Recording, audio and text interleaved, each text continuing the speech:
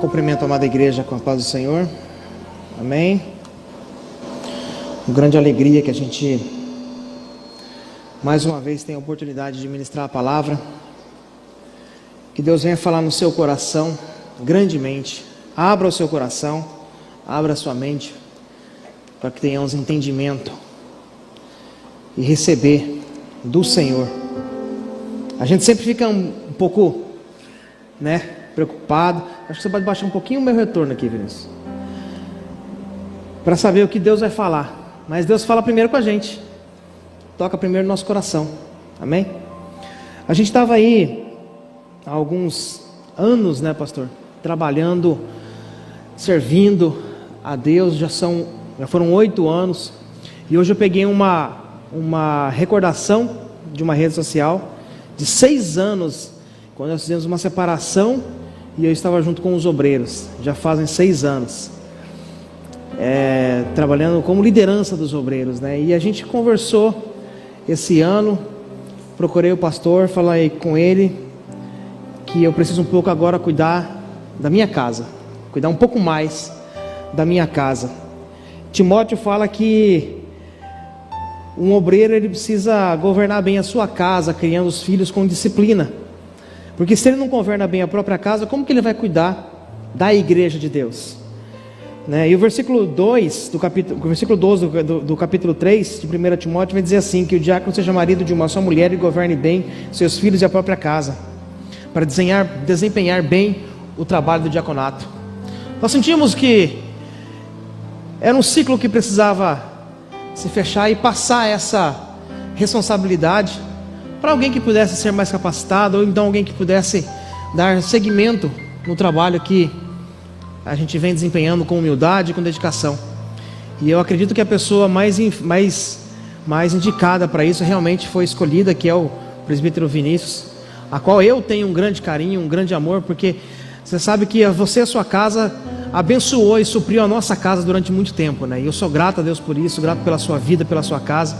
E eu tenho certeza, presbítero Vinícius, que o que você vai desempenhar é um papel fundamental, e que a equipe que você vai cuidar é uma equipe de pessoas, de homens de Deus, homens de fé, e que vai ser um divisor de águas para a nossa igreja, eu tenho certeza. Não estou saindo de lugar nenhum, eu estou apenas mudando um pouco o foco de algumas coisas. E a minha casa hoje, com o nascimento de mais um, vai precisar de um pouco mais de atenção, e nós precisamos cuidar da nossa casa e cuidar das bênçãos que Deus dá para a gente. Amém? Abra sua Bíblia comigo, Salmo 23, versículo 1. Se você pudesse colocar em pé, em reverência à palavra de Deus, como um bom assembleano que somos. Glória a Deus. Salmo 23, apenas versículo 1, e depois já deixa aí Mateus 6, a partir do versículo 25. Salmo 23, versículo 1, verso 1, aliás, diz assim: o Senhor é meu pastor e nada me faltará. Vamos para Mateus 6 agora, no versículo 25.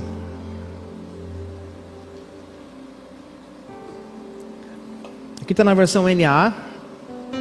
Por isso digo a vocês, não se preocupem com a sua vida, quanto ao que hão de comer ou de beber, nem com o corpo quanto ao que irão vestir. Não é a vida mais do que o alimento, e não é o corpo mais do que as roupas? Vamos para o 31. Portanto, não se preocupem, dizendo: que comeremos, que beberemos, ou com que nos vestiremos? 32. Porque os gentios é que procuram todas essas coisas. O Pai de vocês que está no céu sabe o que vocês precisam de todas elas. 33. Mas busquem em primeiro lugar o reino de Deus e a sua justiça, e todas essas coisas lhe serão acrescentadas. Senhor nosso Deus e Pai, nós queremos te louvar e te agradecer, Deus, porque o Senhor tem guardado nossa casa, o Senhor tem guardado nossa vida. O Senhor é quem nos dá o suprimento, o Senhor é quem nos dá, ó Pai, o cuidado que nós precisamos ter. É o Senhor quem cuida daquilo que nós temos necessidade, e nós sabemos, ó Pai, que em Ti nós podemos confiar. Deus, em nome de Jesus, ministra em nosso coração, enche, Senhor, o nosso coração de fé e esperança, para que possamos entender, ó Deus, qual é a mensagem que o Senhor quer nos trazer nesta final de tarde, nesse início de noite, em nome de Jesus. Amém. Pode sentar, igreja.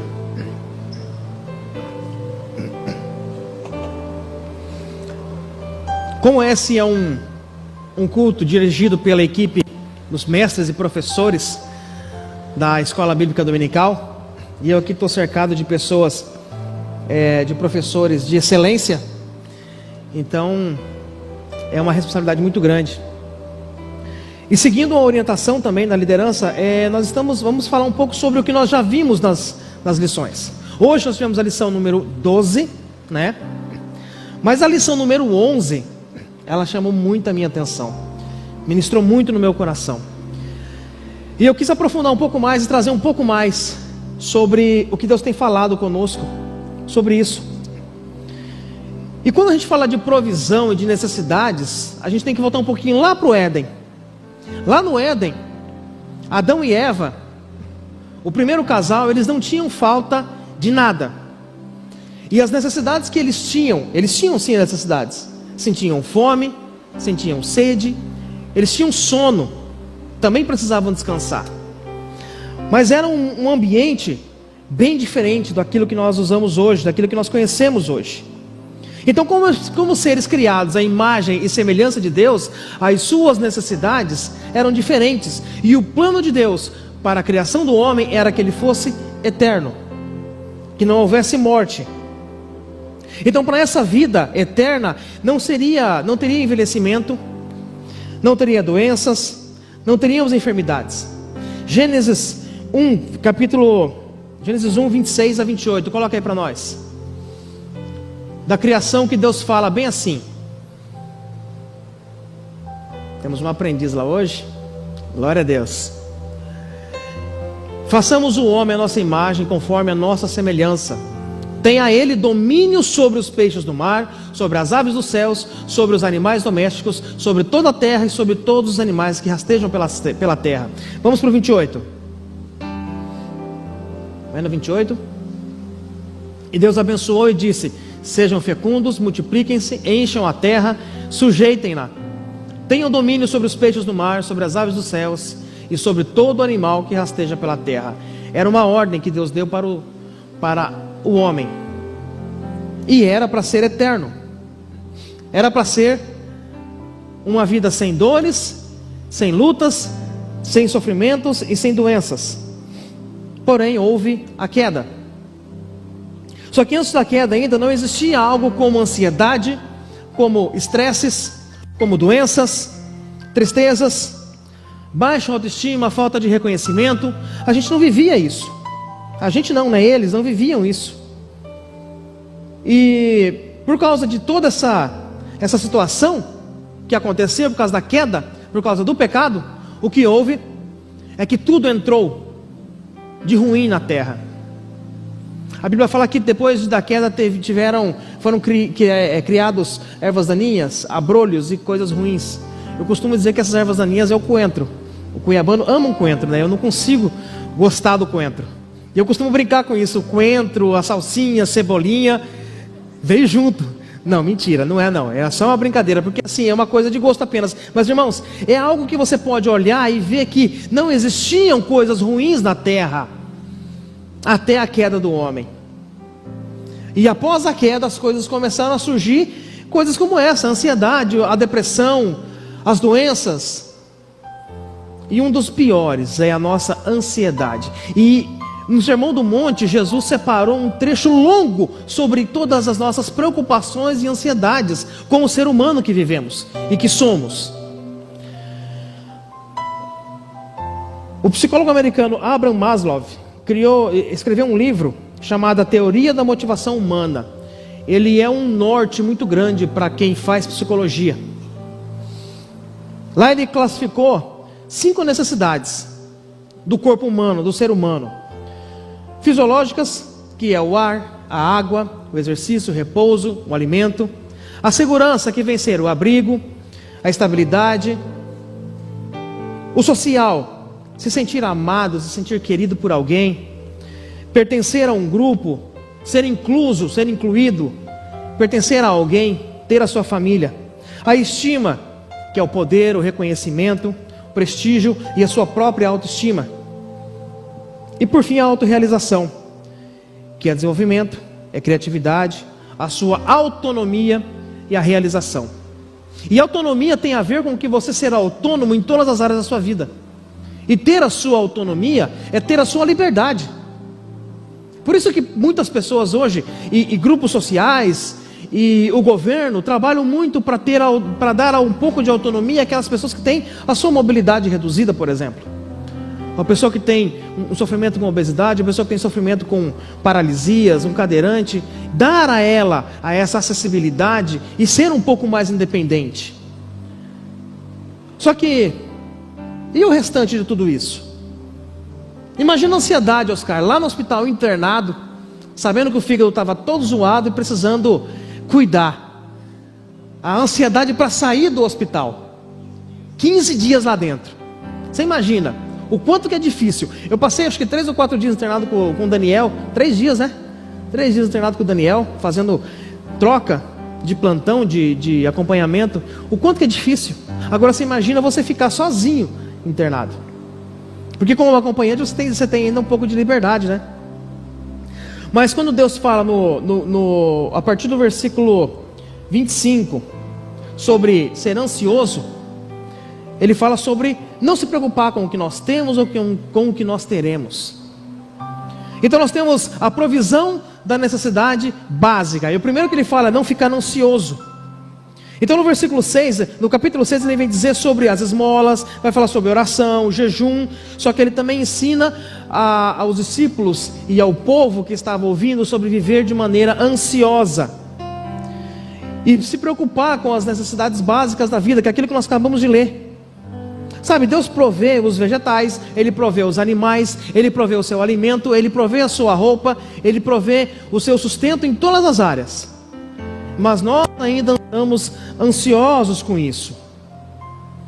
Mas também temos as necessidades humanas e também as espirituais e emocionais.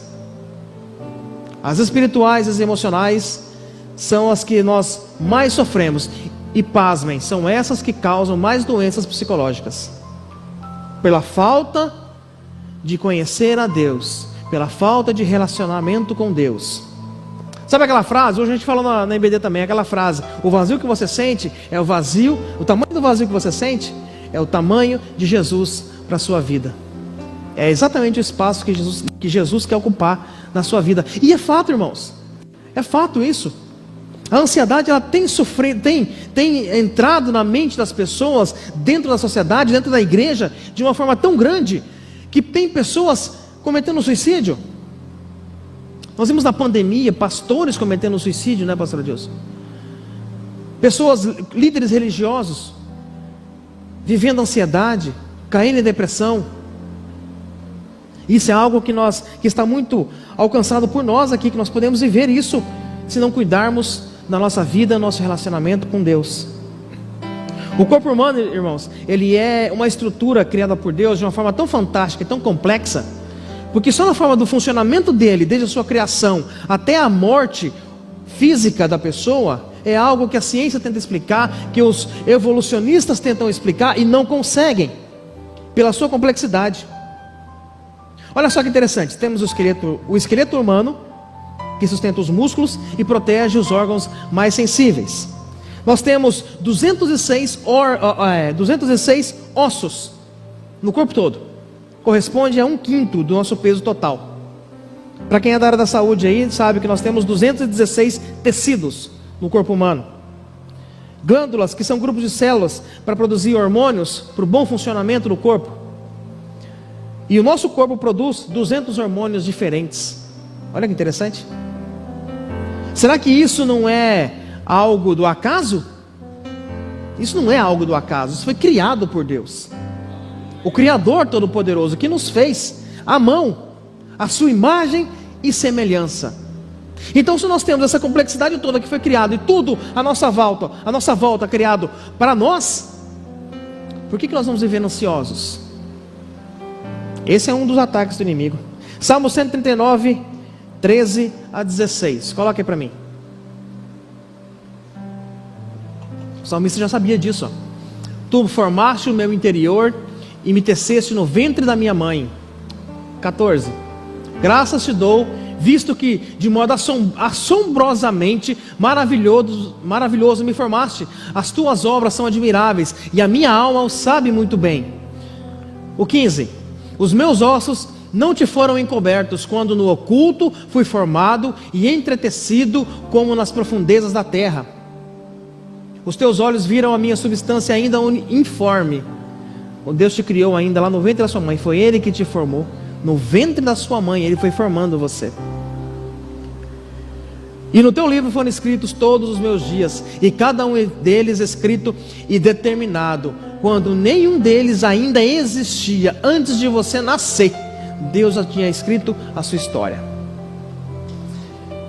E aí nós olhamos para isso e nós vimos que Deus nos dá a provisão, primeiro, para a nossa vestimenta. Ele fala para nós: não fiquem ansiosos com o que você vai vestir. Os lírios do campo não são tão lindos? Olha como eles se vestem, como Deus cuida das flores do campo. E ainda ele fala: nem Salomão na sua mais alta glória foi tão bonito. Ou seja, se um vegetal, uma planta, que ainda fala assim, que você usa hoje, está bonito, amanhã ele seca e vira pó, e ele cuida tão bem, imagina de você, que é filho dele, que é criado por ele, foi feito pela mão dele. E das nossas emoções, quando você entrega ao Senhor, Ele vai cuidar dessas emoções. Nós somos seres tricotônicos, né? Corpo, alma e espírito. No momento em que nós aceitamos ao Senhor, entregamos a vida a Deus e mudamos de vida, o nosso espírito pertence a Deus. Nosso espírito está conectado ao Espírito de Deus. Mas a nossa alma, ela é a sede, é a morada dos nossos sentimentos. E cuidar da nossa alma é tão importante, talvez até mais importante do que cuidar do nosso próprio corpo. Você vai para a academia, você se cuida, você cuida da sua dieta, da sua alimentação, você cuida do que você está comendo, como você está se vestindo. Mas e a nossa alma? Como nós estamos nutrindo a nossa alma? O nosso sentimento, as emoções que nós vivemos. Essa preocupação que nós temos para cuidar na nossa alma, num sentido teológico, ela cuida dos sentimentos e do relacionamento que você tem. Jesus mesmo falou sobre a sua própria alma. Marcos 14:34 ele fala: a minha alma está profundamente triste até a morte. Ou seja, o próprio Jesus sentiu essa ansiedade, essa dor. E lá vem chuva. Então a alma é uma parte sensível. Ela cuida das emoções, como fala em Cantares 1:7. Ele cuida de anseios de alegria. Salmo 86:4 vai dizer: alegra a alma no teu servo, porque a ti, Senhor, elevo a minha alma. Então quando a alma se alegra, você se alegra por completo. Sabe quando você tem aquela crise de riso, que você começa a dar risada e está todo feliz? Isso não contagia a pessoa que está perto de você? É a mesma coisa. Quando você tem a alegria no Senhor, as pessoas vão tentar identificar onde está a sua alegria, por mais lutas e dificuldades que você venha passar. Mas a sua alegria no Senhor, o seu descanso no Senhor, vai fazer as pessoas despertarem, olharem para você e imaginar o que essa pessoa tem. Por que ela está tão feliz, tão alegre? O dólar está batendo 6,50, a gasolina está alta, o governo está fazendo isso, está aquilo, a inflação não sei o que, e você continua tranquilo e descansando no Senhor. O que é que você tem? As pessoas te perguntam isso? Portanto, irmãos, o cuidado da alma é tão indispensável, é indispensável, do que como você cuida do seu corpo. Então, se você tem prazer em olhar para você fisicamente e ver que você está bem, está se cuidando, que dirá a sua alma. Eu chamo a sua atenção hoje para você olhar para a sua alma. 1 Tessalonicenses 5:23 vai dizer assim: o mesmo Deus da paz os santifique em tudo, e que o Espírito, a alma e o corpo de vocês sejam conservados, íntegros e irrepreensíveis na vinda do nosso Senhor Jesus. A sua alma se mantenha íntegra, bem cuidada, saudável. Porque como nós vimos agora que a alma, ela é a sede dos nossos sentimentos, na nossa mente saudável, é nela também que nós vamos nutrir sentimentos ruins e doenças ruins, como a ansiedade, que afeta milhões de pessoas no mundo todo. E como é que eu vou curar essa ansiedade? No mundo, a ansiedade, meus irmãos, é a razão para muitos suicídios e a porta para a depressão, aonde começa a escadinha da depressão. E é ali que nós precisamos tomar muito cuidado, porque no mundo, como ele te dá isso como a causa para algumas coisas e a saída, o seu suicídio por causa da sua depressão, a Bíblia dá razão para isso. Ela fala que o mundo já é do maligno, já pertence ao maligno. Então quanto mais você buscar no mundo a solução para alguma coisa da sua ansiedade, ou dos seus sentimentos, ou da sua mente, você não vai encontrar uma solução, porque a única solução é você conectar o seu espírito ao Espírito de Deus. Eu trouxe um dado aqui: a ansiedade atinge 300 milhões de pessoas no mundo. E no Brasil, segundo a OPAS, que é a Organização Pan-Americana de Saúde, no Brasil são 18 milhões. Isso dá quase 10% da população brasileira. 18 milhões de pessoas no Brasil sofrem de ansiedade. Mas eu te pergunto, qual é a solução para a ansiedade? Êxodo 15, 26. Um dos nomes de Deus é Jeová Rafá, o Deus que cura. Ouçam atentamente a voz do Senhor, deem ouvidos aos seus mandamentos e guardem todos os seus estatutos. Nenhuma enfermidade virá sobre vocês, dos que enviei sobre os egípcios. Ou seja, aquilo que eles viram os egípcios passando, isso não traria para o povo de Israel. Isso não vai vir sobre a sua casa. Porque o mesmo Deus que curou no Antigo Testamento, Ele é o mesmo Deus que vai curar hoje, é o mesmo Deus que cura hoje, e é o mesmo Deus que vai curar na sua casa, na sua vida, diante daquilo que você passa. Porque Jesus veio ao mundo, Ele curou um paralítico depois de 38 anos, curou um cego de nascença. Será que Ele não vai curar a nossa ansiedade, as nossas dores físicas ou psicológicas? A psicologia trata muitas doenças, muitos problemas de distúrbios, com terapias, com tratamentos, com conversas. E normalmente você encontra pastores formados em teologia, também formados em psicologia. Sabe por quê? Porque trata da mente. E nós sabemos que a mente é a nossa alma.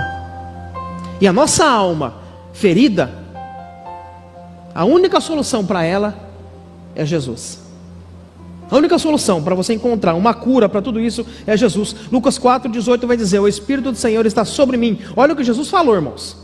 O Espírito do Senhor está sobre mim, porque Ele me ungiu para evangelizar os pobres, enviou-me a proclamar a libertação aos cativos e restauração da vista aos cegos, para pôr em liberdade os oprimidos. Então, irmãos, essas cadeias que Ele fala aqui, liberar os cativos, libertação dos cativos, cativo da alma, a prisão da mente, aquilo que te faz parar de olhar para o Senhor e olhar para as suas preocupações. E quando você coloca o seu problema acima de qualquer tipo de solução, pode saber, você está passando por um período de ansiedade, e é algo muito sério que você precisa abrir os olhos. Nós precisamos nos atentar a momentos em que, quando nós estamos olhando para um problema e não vemos a solução, e não temos onde buscar a solução, é hora de parar, é hora de respirar e buscar ajuda, buscar apoio. E a oração neste momento que Deus vai te dar é para que você procure auxílio na palavra e em alguém que possa te acompanhar. Não é vergonha, irmãos, você abrir o seu coração para alguém e dizer: eu preciso de ajuda, eu preciso de uma solução para essa área da minha vida. Às vezes é um pecado que você tem por estimação, que está ali e está te segurando, e esse pecado está te afundando e você não consegue se libertar. e você quer manter ele em segredo, uma coisa oculta. Não é necessidade de você fazer isso, irmãos, porque você deve entregar o seu coração a Deus. E enquanto você tiver algo te prendendo lá no passado, ou na sua vida mundana, você não vai se libertar. Essa cegueira que Jesus fala aqui no versículo 18, também é a sua cegueira espiritual, a cegueira da mente, que você não consegue abrir a sua mente para aquilo, para o novo de Deus para a sua vida, para a palavra de Deus. E aí eu vou ler a palavra, eu busco referências, eu busco referência cruzada, eu busco ler, eu busco entender isso aqui, eu não consigo entender, porque a mente está cativa às coisas do mundo, e nós não buscamos essa solução. Então o mesmo que cura problemas físicos, problemas emocionais, o mesmo que pode trazer a cura para diversas doenças, esse mesmo Deus, esse mesmo Jesus veio à terra e curou e libertou. Ele pode também nos libertar hoje. Ele pode libertar nossa alma hoje e nos tirar dessa ansiedade. Viver ansioso, irmãos, é algo que tira a nossa alegria. Mas não tem como ficar ansioso. Nós, enquanto cristãos, crentes em Jesus, não devemos, não é que a gente não precisa, nós não devemos estar ansiosos.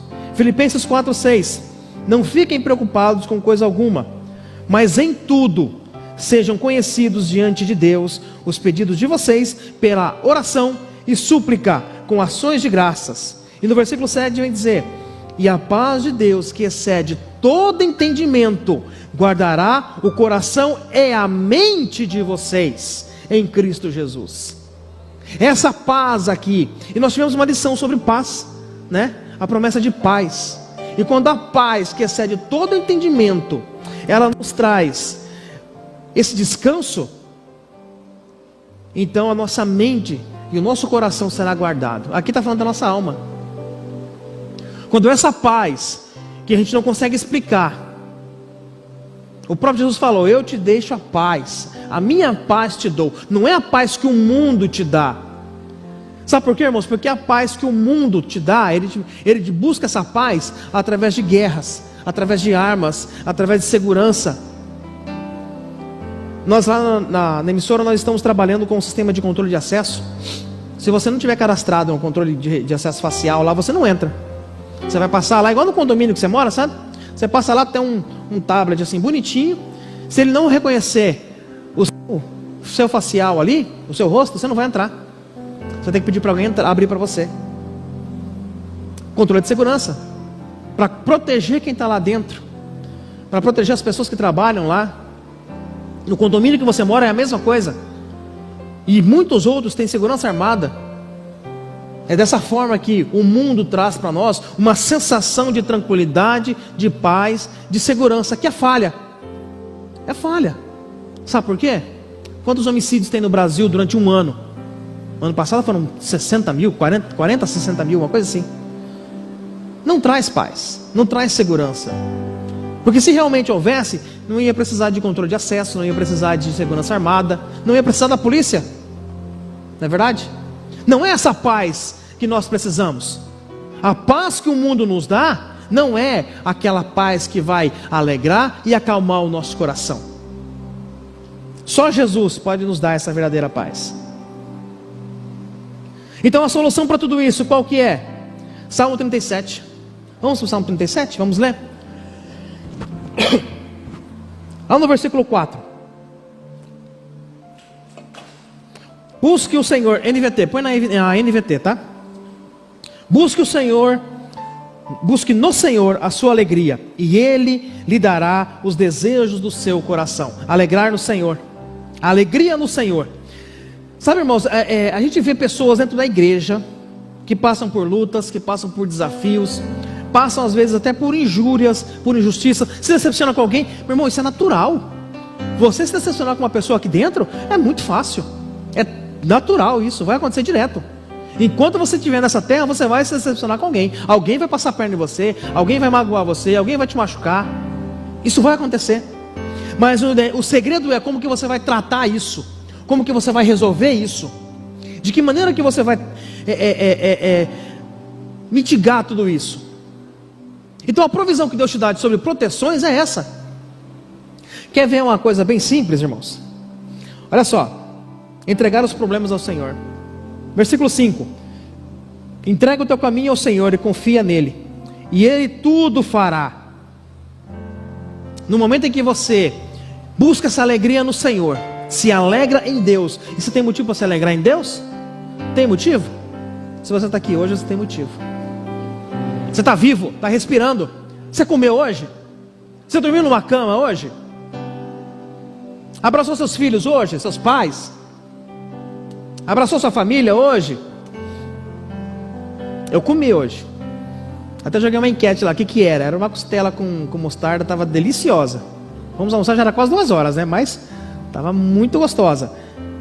Temos motivo para nos alegrarmos em Deus, porque Ele nos deu a provisão. Ele nos deu a razão de estarmos aqui para glorificar a Deus e dar este culto em ações de graça ao próprio Senhor. E exercitar a nossa fé é isso, colocar Deus diante de todos os nossos problemas.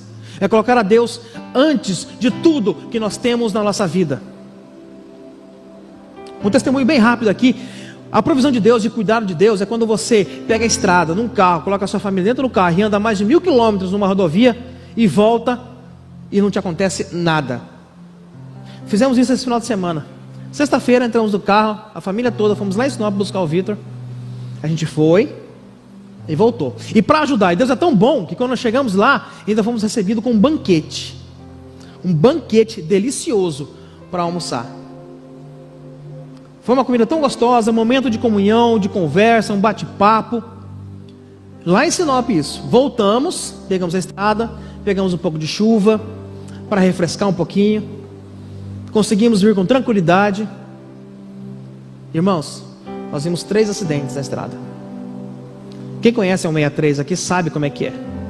Já pegou o 163 até Lucas, né? Você viu como é que é. Nós fomos até Sinop. É fila de caminhão. E eu gosto de sair de madrugada, 2h30, 3 da manhã, exatamente para evitar esse trânsito todo de caminhões, que é muito. E agora a gente está entrando no período de safra, é pior ainda. Vamos de madrugada para não correr risco. E fomos. No caminho, um caminhão tombado. Na ida. Na volta, 2 acidentes. Eu creio que um deles foi fatal, porque estava muito feio. A estrutura do carro estava toda destruída. Deus nos livrou e nos deu a providência de estarmos saudáveis, sãos e livres aqui hoje. Sabe por quê? Porque mesmo que você se alegre no Senhor, mesmo que você busque no Senhor e coloque Ele à sua frente, você ainda precisa descansar no Senhor. E você descansar no Senhor é isso. Senhor, eu estou indo, eu preciso ir. Então vai na minha frente, me ajuda, me orienta nesse caminho para saber o que eu tenho que fazer. E no versículo 6 ele vai dizer assim: Ele fará sobressair a sua justiça como a luz e o teu juízo como o meio-dia. Mesmo que você seja injuriado, mesmo que você seja machucado, ferido por alguém, ter sido ultrapassado por alguém, é o Senhor que vai te dar a justiça. Quantas vezes eu fui injuriado, quantas vezes eu fui caluniado por pessoas que estavam do meu lado, que eu jamais imaginei, colegas de trabalho. Irmãos, eu perdi um emprego por causa de uma injúria. Eu resisti no Senhor, entreguei e falei: Senhor, eu não sei se ele está com raiva ou o que é, o que essa pessoa está sentindo, mas essa pessoa não é crente, então eu vou abençoar e liberar perdão, porque eu sei que eu confio no Deus Todo-Poderoso. Passou-se uma semana, eu tinha feito a minha parte. Eu entreguei currículos, atualizei, fiz o meu network, tudo tranquilo, tudo certinho. Passou uma semana, Fernanda entra no quarto. E aí? Você não vai fazer nada? Já fiz a minha parte. Preciso confiar em Deus agora. Mas vai acabar as coisas, e não sei o que, e isso e aquilo. Relaxa, eu sei no Deus que eu confio. No dia seguinte à tarde, eu recebo uma ligação. E sabe de onde que veio essa ligação? De uma indicação de alguém daqui do altar. Alguém daqui do altar. Você trabalha com sistema? Sim. Então, eu tenho uma implantação para fazer aqui, eu preciso de alguém para cuidar da TI de um cliente meu. Então tá, vamos ver isso aí. Eu cheguei lá, a gente conversou por 5 minutos e o dono da empresa me perguntou: você começa amanhã? Sim, pode ser amanhã. dentro daquilo que eu precisava. Eu movi o quê? A minha oração, a minha confiança e a minha parte humana, o que eu precisava fazer. E Deus trabalhou nisso. Foram quase um ano lá dentro dessa empresa, aprendendo, solucionando, entregando e dando testemunho. E aprove Deus a nos tirar de lá e nos colocar hoje numa empresa muito maior, numa empresa de comunicação, em que nós estamos desempenhando nosso papel com dedicação, com humildade, e já passa de um ano. E com planejamentos para 2025.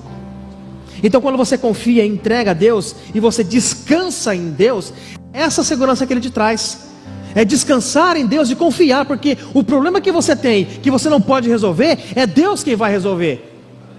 Tem um ditado que fala: o que não tem remédio, remediado está. O que não tem remédio, está no altar de Deus. O que não tem remédio, está no seu joelho. É Deus que vai te suprir, vai te dar a orientação que você precisa para fazer exatamente o que tem que ser feito, para que esse problema seja superado, ou para que esse problema você saiba lidar com ele. Nem que seja seu espinho na carne, como Paulo passou.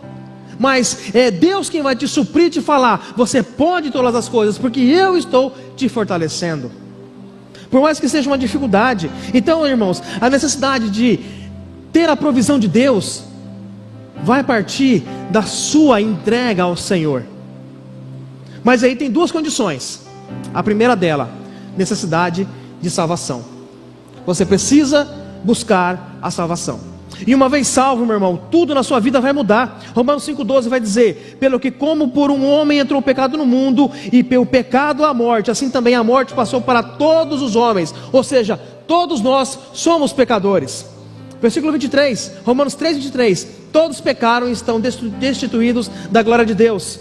Então, meu irmão, precisamos buscar a salvação.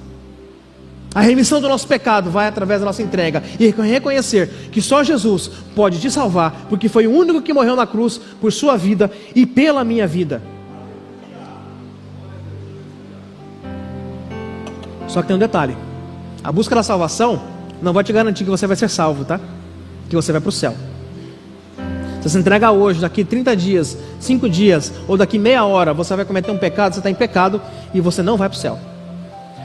Essa conversa de que uma vez salvo, sempre salvo, é heresia do inferno para levar você para o inferno, para te condenar.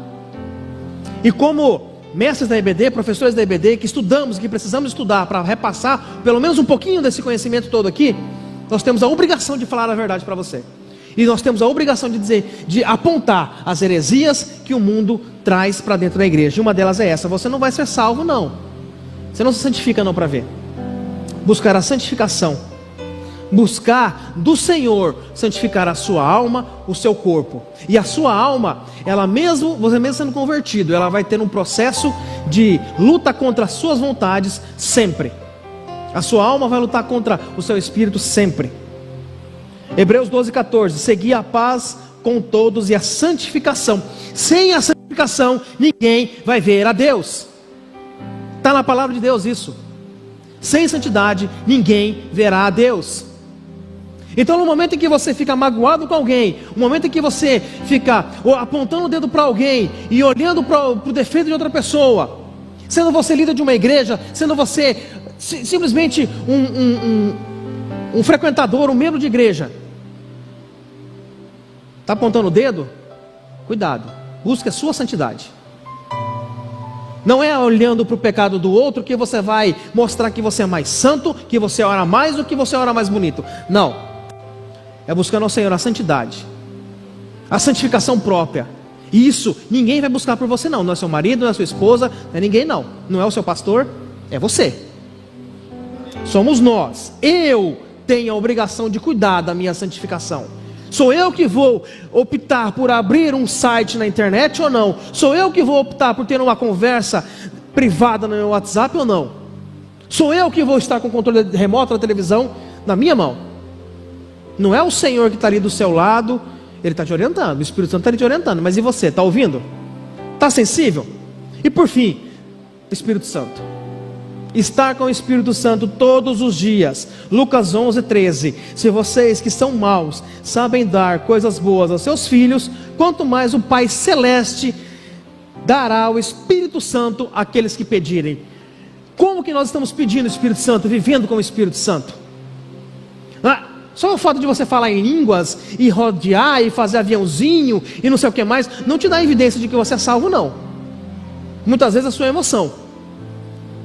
A busca pelo Espírito Santo mostra tudo isso aqui que você tem. É você viver o Salmo 37 que nós lemos agora. Buscar ao Senhor, se alegrar no Senhor, entregar a Ele o seu caminho, porque Ele vai suprir. Simplesmente você ter uma evidência de ser batizado do Espírito Santo não quer dizer que você seja salvo. A santificação é algo muito mais sério que isso. E para encerrar, irmãos, já estamos quase no finalzinho já. Tiago 4, coloca aí para nós aí, Tiago 4, 13 até o 15.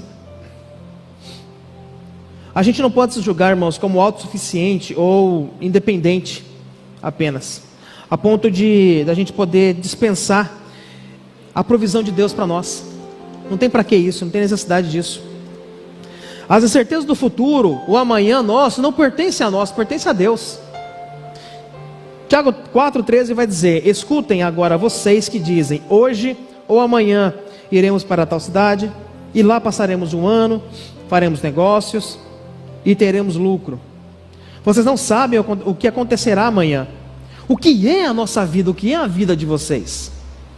Vocês não passam de neblina que aparece por um instante e logo se dissipa. Essa é a nossa vida. É um sopro na mão de Deus.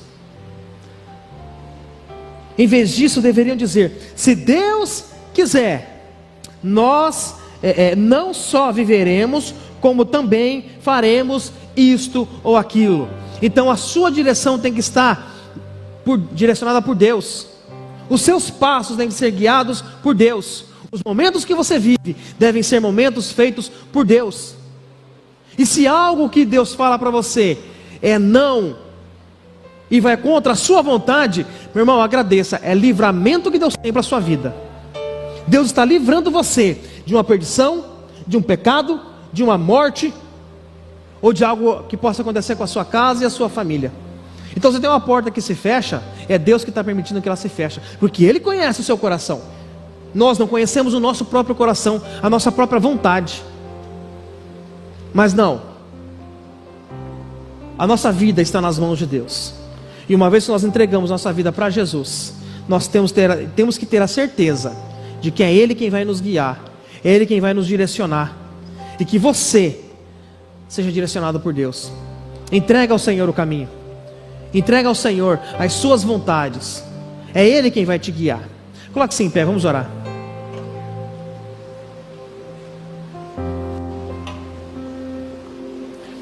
Meu Deus e meu Pai, glória te damos, Pai, pelos momentos que nós passamos na nossa vida, de momentos de dificuldades, momentos de lutas, e muitas vezes momentos de choro, Senhor, que nos prostramos diante de Ti, buscando, Senhor, de Ti a provisão divina, a solução para os nossos problemas, quando muitas vezes, ó Pai, a solução está na Tua palavra. Muitas vezes, ó Pai, estamos ansiosos, ó Pai, por coisas que ainda virão a acontecer, que possam vir a acontecer. Senhor, a tempestade vir sobre nossas vidas é uma possibilidade, Senhor. Pode acontecer ou não, a gente afundar no mar, pode acontecer ou não, ó Deus. Mas nós temos uma certeza, que a Tua mão estará sempre estendida, assim como foi com Pedro, que ele afundando no mar, o Senhor estendeu a mão. Nós podemos clamar a Ti, Senhor, que o Senhor possa nos levantar, curar, ó Deus, a nossa mente, a nossa alma, o nosso coração, e nos tratar, ó Deus, de acordo com a Sua vontade. Cumpre em nós, ó Pai, o desejo do Seu coração. Nos faça praticar, ó Deus, o sermão do monte, em viver em ansiedade, ó Pai. Nós queremos viver em tranquilidade, Senhor, em novidade de vida, porque nós sabemos e nós conhecemos o Deus que nós servimos. E por isso, ó Deus, nós entregamos as nossas vidas nas Tuas mãos, porque é o Senhor que nos cuida, é o Senhor que nos guarda. Guarda, Senhor, a nossa mente, guarda a nossa alma, Senhor. Nos ensina a praticar, ó Deus, a armadura de Deus, de Efésios 6, para a glória do Teu nome, para a honra e glória de Ti, Senhor. Assim nós oramos agradecidos, em nome de Jesus. Amém. Amém.